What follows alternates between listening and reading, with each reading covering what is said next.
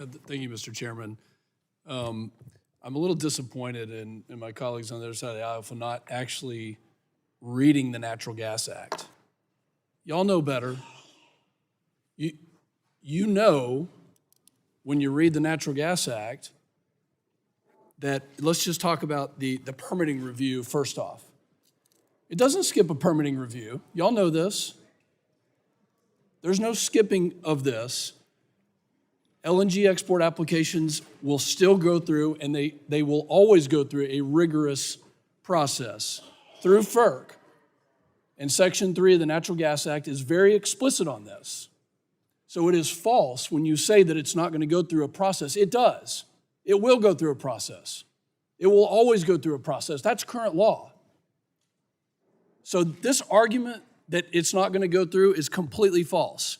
The FERC process includes a rigorous environmental review, including NEPA. That will still be adhered to.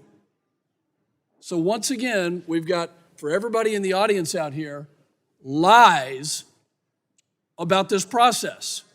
Objection, objection. He used the word lies again. It's a double standard. These are Thank you, falsehoods. Mr. Chairman. Move to take his These are words down. complete I'm going to falsehoods move to take his words down. that are not true. Mr. Chairman, I think you should gavel Ma'am, him you're down. not recognized. Ma'am, you're not recognized. I would like to take his words down.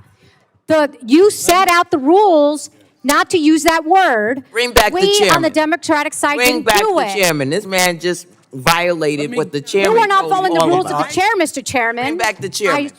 Move to strike and Bring take back down the his chairman. words. Mr. Chairman, We're going to suspend. Mr. Chairman, can I just say something? Yes. We had a sort of unwritten agreement that no one was going to use the word lie. So if we could just continue with that, I know Mr. August maybe wasn't here when that happened. Well, what I'm asking you is that rather than take down words, we just agree that from now on, we're not going to use the word lie. I don't know if August was here when we agreed to that. That was the agreement, that we would not use the word lie anymore during the markup. So if that's okay with everyone, let's just continue. No more use of the word lie. Mr. Chairman, can we agree to tell the truth today? You can use disdain, just not use the word lie. That was the agreement. All right. If you don't want to go by the agreement, then we're going to have to go back to taking down the word. The gentleman from Texas is recognized. Thank you. Let's talk about the public interest. Let's talk about what's in the public interest. Because again, if you read the Natural Gas Act, Section 3 is very explicit in the public interest. And it assumes that if you're not on a terror watch list, that if you're not Iran, Russia, Venezuela, or one of the countries that has been deemed to not be in the public interest, that it assumes that the Secretary of Energy will automatically approve the export of LNG to non-FTA countries. That's already the assumption. And what we saw in the last 4 years was that there was only one administration who didn't think it was in the public interest, which is why LNG exports were paused. Only one administration in the history of the Natural Gas Act without explanation that paused LNG exports. So it is disappointing to see that we're not actually dealing in facts, because the Natural Gas Act is very explicit on both the ability to permit with a user fee as well as being in the public interest.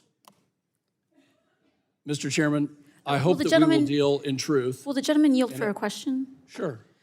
I'm curious as to hearing everything that you've put forward.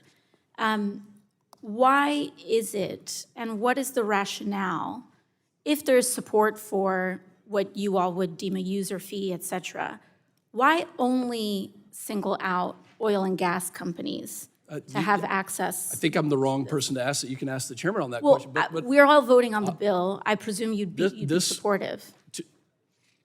I presume you support the provision. I'll take my time back. To have a germane conversation and debate on this particular issue, I wanted to address 2 points, and that was the public interest, and that was also on how the process works to be permitted. So I'm sure that we will get into that debate. And by the way, to the gentlelady from New York, I'd like to invite you to come and see West Texas. I love West Texas. I'd be happy to go. Come see how safe this process is. Come see how environmentally secure it is. There are members on your side of the aisle who have come and seen it. I want to invite you to come out there and see what's happening that I think would alleviate a lot of these concerns. And on the issue of corruption, I associate myself with my colleague from Texas, Mr. Crenshaw, on the fact that this is a process that is taking in revenue to the federal government with something that is already deemed to be in the public interest in a process that will go through the full environmental review in a way that will be expeditious and will add more money to the Treasury. I'm glad that my side of the aisle has thought of this, and I'll yield back.